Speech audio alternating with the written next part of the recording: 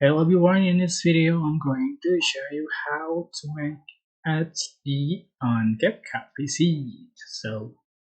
Um yeah, in this video I will show you how to make it easy. Yeah, easy way.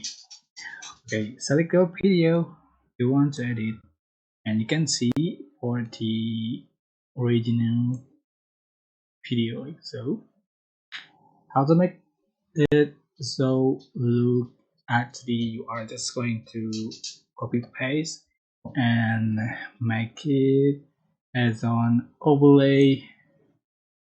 So select the overlay, just going to select model overlay, select overlay, and just for the opacity, you can see for the result, this is and after before and after.